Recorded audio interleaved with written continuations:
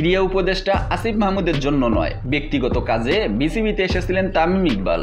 এমনকি ক্রীড়া উপদেষ্টা আসবেন তাও জানতেন না তিনি। পরে অবশ্য ঘুরে ঘুরে আসিফ মাহমুদকে বিসিবি এবং মিরপুর স্টেডিয়াম ঘুরে দেখান সাবেক এই অধিনায়ক।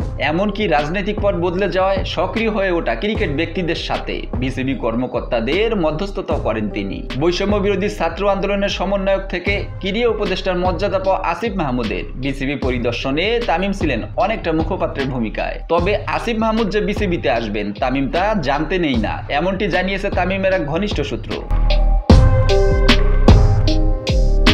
ক্রিকেট অপারেশনস কমিটিতে ব্যক্তিগত একটি কাজে গিয়েছিলেন তামিম। সেখানে গিয়ে জানতে পারেন ক্রীড়া উপদেষ্টা বিসিবিতে আসবেন। খানিক পর দেখাও হয় দুজনের। তামিম নিজের পরিচয় দেন।